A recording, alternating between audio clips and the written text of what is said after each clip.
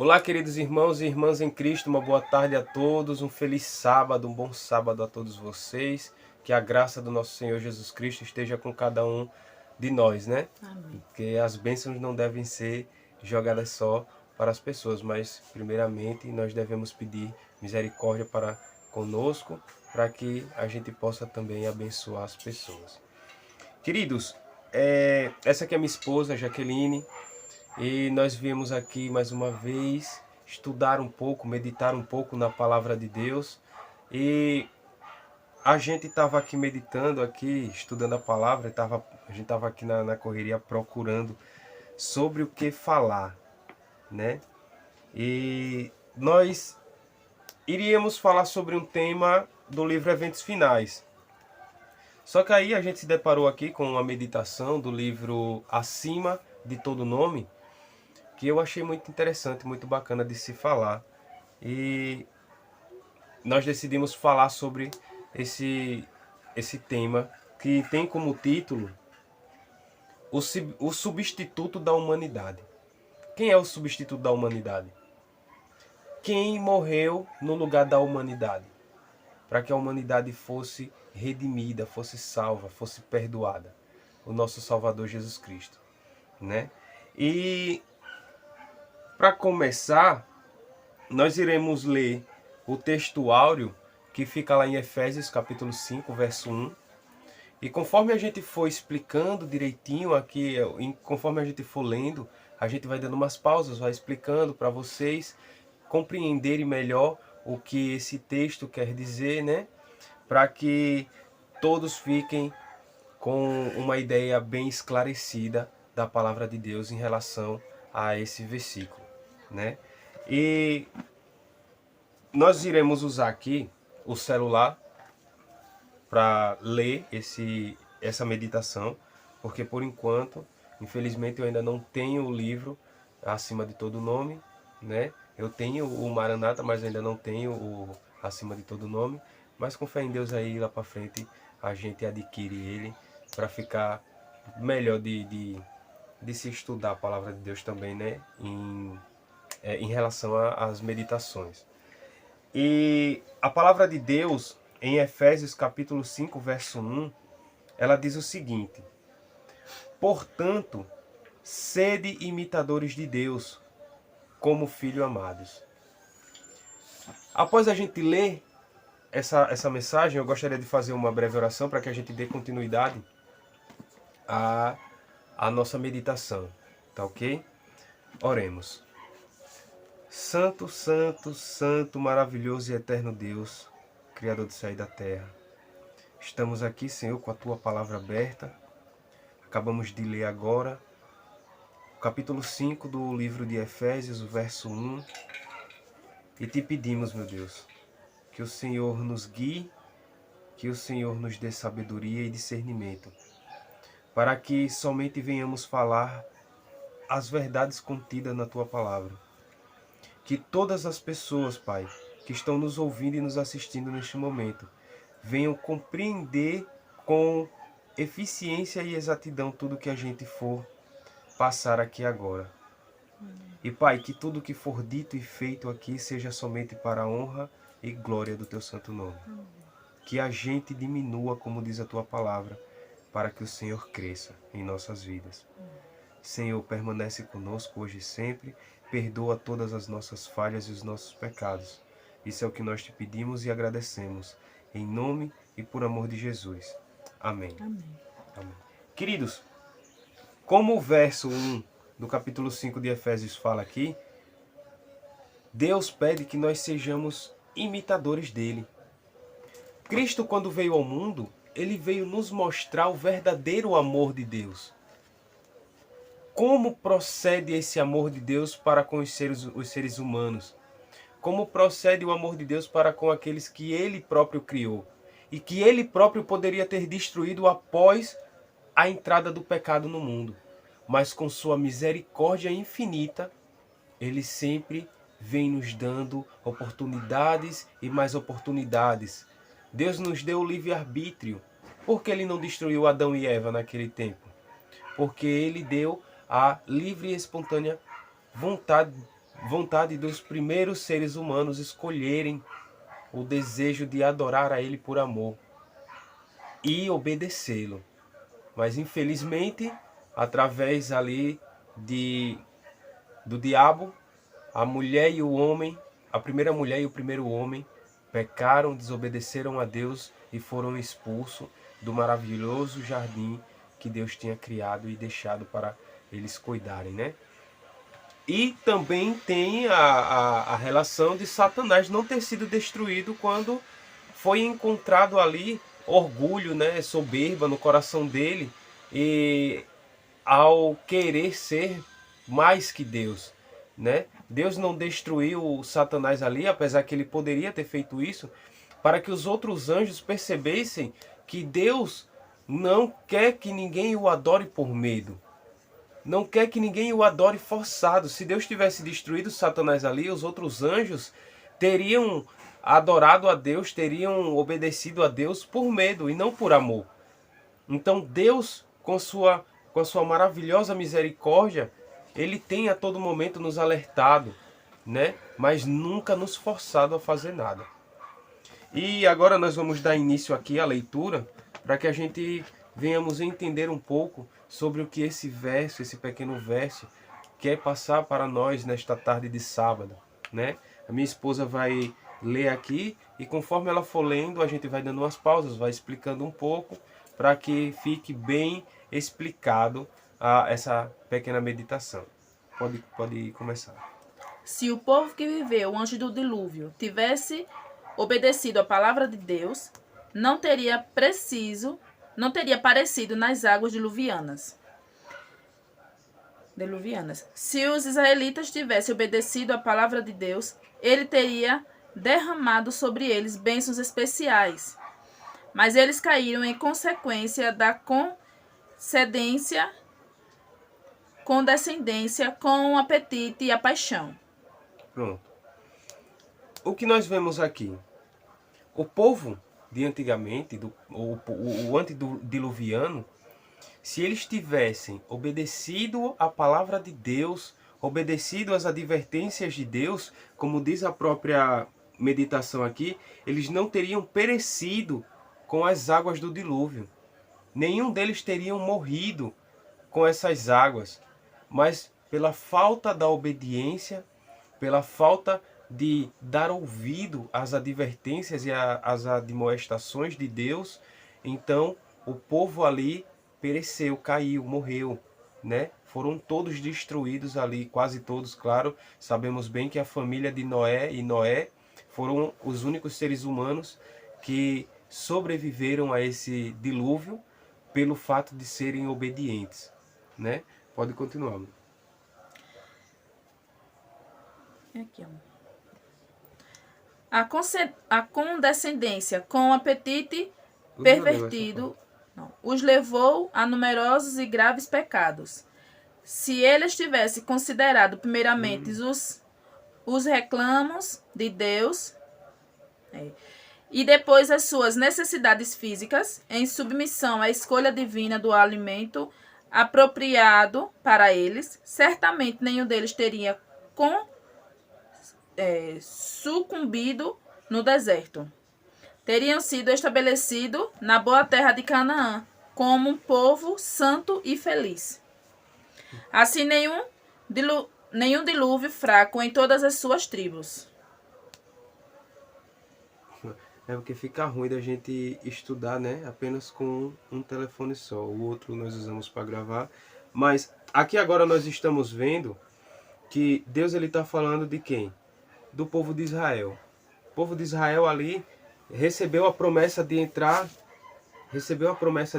ali na Nova Canaã, né?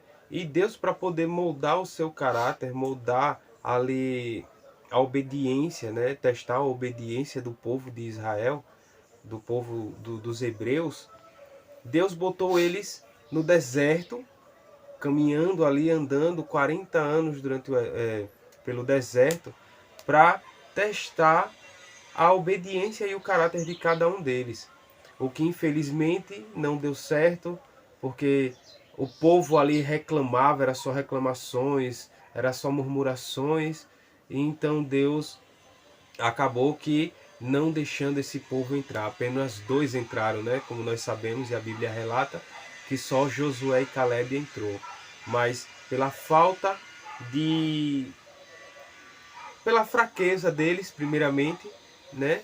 De não querer abandonar o mundo, de ter ali o Egito, como eles tinham acabado de sair, eles ainda tinham o Egito dentro de seu coração, né? E Deus, eles eram pessoas que viam diariamente os milagres de Deus em sua vida, como a coluna de fogo durante a noite, para que não morressem de frio, né? E para que outros animais, como cobras, escorpiões, ferissem eles.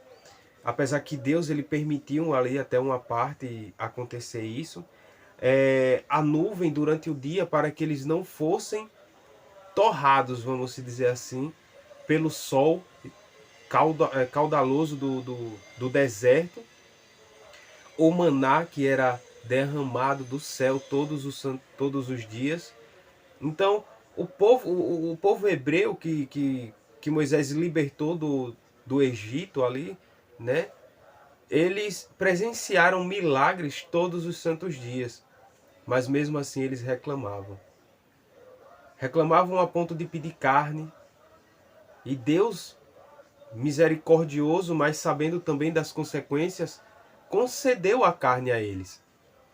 E uma boa parte desse povo morreu botando a própria carne que comeram pelos orifícios do rosto, né? Boca, nariz. Então, nós vemos aí qual é a consequência da reclamação, qual é a consequência da murmuração, né? E não agradecer a Deus pelo dom da vida, né? Porque antigamente eles viam esses milagres. Hoje em dia a gente não percebe, mas a gente vive todos os dias de nossa vida o mesmo milagre, que é você acorda todos os dias com saúde, vivo. Isso é Deus lhe dando mais uma oportunidade para que você venha falar de Deus para outras pessoas, para que você venha ser diferente do que você foi no dia anterior. A palavra de Deus diz que nós, como cristãos, nós devemos ser diferentes do mundo. E Deus ele nos dá a oportunidade todos os dias de falarmos da palavra de Deus para outras pessoas. E a gente até, durante essa semana, o assunto praticamente foi todo esse, né? Nos nossos cultos familiares aqui, a gente sempre falava entre a gente, com as crianças aqui em casa, que nós devemos ser diferentes do mundo, que Deus ele nos dá a oportunidade de falarmos da palavra dele, de falarmos de Cristo para outras pessoas, tanto no colégio como no trabalho, quanto aqui na rua para os vizinhos, como, sei lá, vai numa mercearia comprar alguma coisa e você pega uma fila ali, naquela fila, querendo ou não, é uma oportunidade de você testemunhar de Cristo através de suas atitudes, louvando, né, lendo uma Bíblia. Por mais que a pessoa não vai andar com a Bíblia para cima e para baixo lendo e tal, mas no seu celular ali você pode ir estudando alguma coisa e tal. Então esses tipos de exemplos fazem com que as pessoas enxerguem a pessoa de Cristo em nós, né? E para nossa surpresa, hoje no culto matinal, no culto da igreja, a escola sabatina falou desse assunto. A mensagem proferida para nós falou desse assunto. O pequeno grupo ontem à noite das crianças falaram sobre esse assunto. Então, queridos, isso nos leva a entender que Deus ele está a todo momento ali falando com a gente, nos alertando. Olha, meus filhos, falem de mim. Preguem a minha palavra, preguem o evangelho eterno para as pessoas. Existem várias pessoas aí que estão necessitando da minha palavra. Mas a gente, como falhos, pecadores, temos vergonha de falar da palavra de Deus. Às vezes por medo do que as pessoas vão falar ou até mesmo zombar da gente. Olha lá o crentezinho, olha lá isso, aquilo, outro. Nós não devemos ter vergonha jamais de falar de Cristo, né? E nós devemos ensinar isso para as nossas crianças também, principalmente para elas, porque, querendo ou não, elas elas se encontram com como é que eu posso falar? Elas se encontram com a maioria, com mais pessoas do que a gente, vamos se dizer assim. Porque nenhum colégio deve existir o quê? Diariamente que eu falo assim, só no turno da manhã ou da tarde, são coisas de 500, 600 alunos em um colégio, né? E Ellen White não, perdão. Eu esqueci agora o nome de um escritor muito famoso, muito famoso. É porque eu esqueci o nome dele, mas depois eu lembro e eu deixo lá escrito lá na descrição do vídeo. Ele diz que um jovem cristão na sua escola, pela sua devoção a Cristo, ele deveria inibir os alunos e até mesmo os professores de fazer chacota da religião ou até falar um palavrão dentro de sala de aula ou até mesmo próximo deles, né? Pela devoção e pela luz que essa criança carrega. Esse deve ser o foco do verdadeiro cristão. É levar Cristo, demonstrar Cristo, mostrar às pessoas que a vida dele depende de Cristo e que essas pessoas também devem querer essa vida, né? Passar esse exemplo para as pessoas também. Continue. O Salvador do mundo tornou-se pecado pela humanidade. Ao tornar-se substituto da humanidade, não manifestou seu poder como Filho de Deus, mas enfileirou-se entre os filhos dos homens. Deveria suportar a prova da tentação como homem, em favor do ser humano, sob as mais difíceis circunstâncias, e deixar um exemplo de fé e perfeita confiança em seu Pai Celestial. Interessante que, para você ver o quanto Deus nos ama, e Cristo também, né? A ponto de entregar a sua própria vida para nos salvar, mas Cristo, ele veio ao mundo para nos mostrar, para nos dar o exemplo de uma fé convicta e verdadeira. Semana passada, se eu não me engano, a gente fazendo o culto, eu fiz uma pergunta, né, tanto para minha esposa como para as crianças, que é assim: Cristo, ele precisava orar, ele precisava jejuar. Cristo já na sua fase adulta, tendo a consciência, tendo a convicção de que o Pai Celestial estava sempre com ele ali, ele tinha para que passar por tudo isso que ele passou aqui na Terra? E a resposta é não, né? Ele não precisava, mas por que ele fez isso? Né? Cristo fez todas essas coisas para nos dar o exemplo de que nós também somos capazes de passar. Ele abandonou a sua glória lá do céu, desceu aqui para poder nos mostrar que é possível ter uma vida perfeita. Nós podemos ser perfeitos diante dos olhos de Deus. Nós podemos viver perfeitamente. Nós podemos obedecer todos os mandamentos. Gente, são todos. Porque, com perdão da palavra, mas eu já estou cansado de ouvir pessoas dizer: o sábado foi instituído, no tempo de Moisés, é uma lei de Moisés. Está errado. Está errado. Mandamento nenhum foi instituído por homens. Que nem eu já disse em outros vídeos, os mandamentos foram instituídos por Deus. Foi o próprio Deus que escreveu em 2 tábuas de pedra e entregou a Moisés. Então não tem por que você dizer: a gente vive pela graça, não é necessário obedecer mais os mandamentos. Certo, você rouba, você adultera. Se a gente não deve mais obedecer os mandamentos, então você pega e deixa o seu pastor ou o seu amigo, o seu irmão, coabitar com a sua esposa, já que não é pecado você adulterar. Entre na casa de um irmão seu e pegue uma coisa dele sem ele perceber, porque não é pecado você roubar. Se você acredita fielmente nisso, faça o que você quiser. Mas nós, cristãos verdadeiros, eu não estou falando de nós aqui, estou falando de cristãos verdadeiros, eu não estou falando só da gente, eu estou falando de todos os cristãos verdadeiros, que acreditam que os mandamentos de Deus é eterno. Queridos, os mandamentos de Deus, eles vieram antes da criação do mundo. Eles já eram, já existiam antes da criação do mundo. Então, não venham dizer que eu não guardo sábado, ou eu não guardo sábado porque eu vivo pela graça e porque era uma lei de Moisés. Vocês têm que entender isso. Os mandamentos de Deus não foram criados por um homem, foram criados por Deus. Foi o próprio Deus quem escreveu. Antes de Satanás ser expulso, os mandamentos já existiam. Entende? Então nós devemos ter essa convicção que os mandamentos de Deus, por exemplo, os mandamentos eles não vão lhe salvar. Isso a palavra de Deus também fala. Não vai lhe salvar. Os mandamentos de Deus não vai lhe salvar.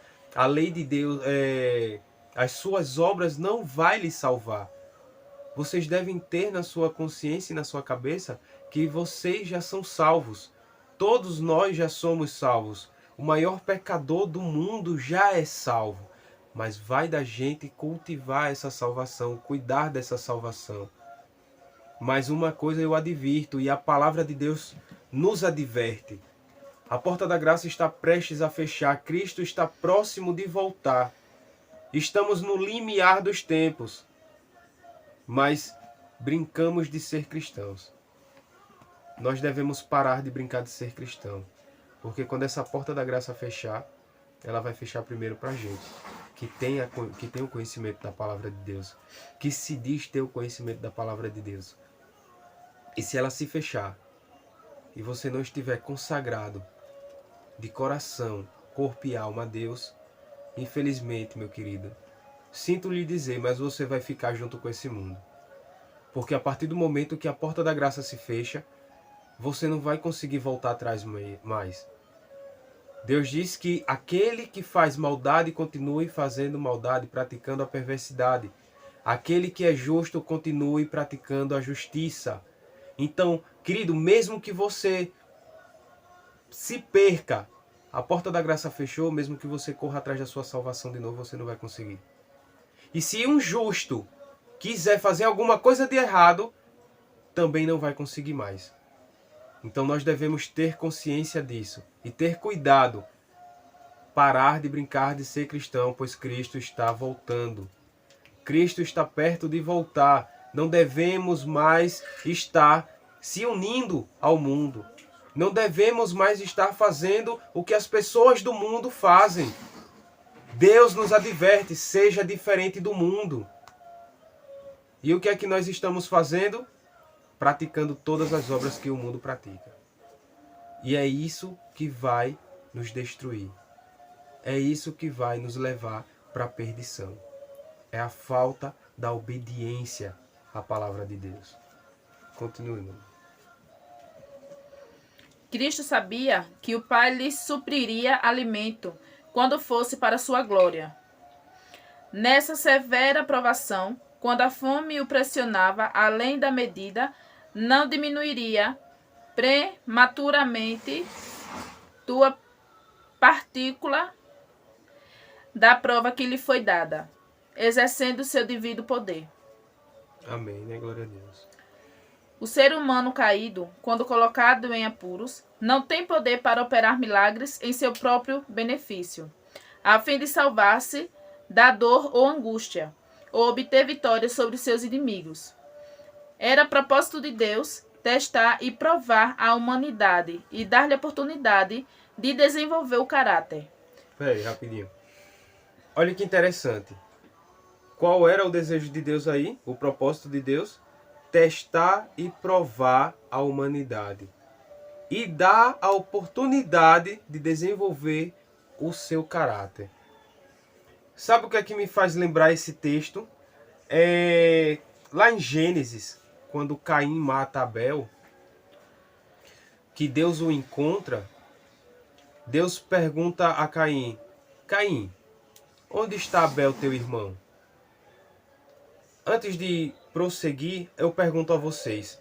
Vocês acham que Deus não sabia que Abel estava morto? Vocês acham que Deus não sabia que Caim tinha o matado? Deus sabia. Mas sabe por que Deus perguntou a ele sobre Abel? Pelo simples fato de que Deus queria ver o arrependimento de Caim. Hoje em dia, a palavra nos diz que quando você for dormir, você confesse os seus pecados a Deus. Confesse, não é você chegar, se ajoelhar, Senhor, perdoe todos os meus pecados. Não, queridos. Senhor, perdoe porque hoje eu pequei. Hoje eu menti. Hoje eu pequei contra ti, meu Deus. Hoje eu falei um palavrão. Hoje, confesse o que você fez a Deus. É isso que Deus quer. E o mesmo que Deus queria com Caim naquele dia, era isso, que ele se tocasse e dissesse, não, Senhor, me perdoe, eu pequei, eu matei o meu irmão em um momento de fúria, em um momento de raiva. Mas sabe o que foi que Caim fez? Caim zombou de Deus. Caim respondeu, por acaso sou eu tutor de meu irmão? Entende? Hoje em dia a gente faz a mesma coisa. Hoje em dia a gente peca e ao invés da gente confessar o nosso pecado, a gente ainda zomba de Deus. Eu vou pecar amanhã de novo, então eu não vou pedir perdão não. Entenderam? Então a gente deve ter consciência que quando você pecar, você se arrependa de coração e não faça mais. O que era que Cristo falava quando ele curava alguém? Antes dele curar, ele perdoava os pecados. E depois que ele curava, ele dizia, agora vá. Vá e não peques mais. Querido, a gente também hoje tem que fazer da mesma maneira. A gente não deve agir como os tolos, como os imprudentes. Nós devemos ser sábios, sóbrios e vigilantes. Continue. Levando-a frequentemente a situações de prova para testar sua fé e confiança em seu amor e poder. A vida de Cristo era de uma boa conduta perfeita. Estava sempre ensinando a homens e mulheres, por sua palavra e seu exemplo, que deveriam depender de Deus e que nele deveriam depositar sua fé e a firme confiança. Amém. Amém. Esse texto aqui a gente pode encontrar lá no Deserto da Tentação, página 38 e 39. No Deserto da Tentação, página 38 e 39, 43 e 44. E é mais um aviso, né? mais um conselho de Deus. Olha, meu filho, deposite os seus problemas, a sua fé em mim. Deposite tudo que acontece na sua vida em mim. Pois só eu posso te livrar de todas essas aflições. Queridos, a partir do momento que a gente botar na nossa cabeça, peraí, essa guerra, essa briga, não é minha. É de Deus. Deus é quem vai lutar por você, meu irmão. Então não adianta você estar se submetendo a tais aflições, a tais provações, sem que você esteja com Deus no seu coração e na sua mente. Porque sem Ele a gente não consegue nada não. A gente só faz cair. E Satanás ele está como um leão ao nosso derredor, rugindo, doido para nos comer, nos matar. E a gente tem que andar preparado em relação a isso. Para finalizar, tem uma pergunta que esse livro ele sempre deixa para que a gente possa refletir um pouco. Que a pergunta é o seguinte: Jesus escolheu voluntariamente experimentar cada desafio e condição extrema humana a fim de ajudá-lo a desenvolver o caráter nos momentos difíceis da vida. Você deu a Jesus permissão para que hoje seja um dia de edificação do caráter? Nós vemos aqui que Cristo ele fez todas essas coisas para ele poder moldar um caráter bom, né? Fortalecer o seu caráter. E você? E eu? Será que estamos deixando Jesus nos ajudar a moldar nosso caráter? Será que nós estamos deixando Jesus operar milagres em nossas vidas? Ou será que a gente está com traves nos olhos? Ou será que nós estamos falando coisas que não condiz com o que Deus quer que a gente fale? Pois a palavra é clara quando ela diz que do que sai da sua boca é o que está cheio o seu coração. O que é que você anda falando? Qual é o exemplo que você está dando para a sua comunidade? Qual é o exemplo que você está dando para a sua família? Qual é o exemplo que você está dando para os seus irmãos na igreja? Devemos sempre estar refletindo em relação a todas essas coisas, né?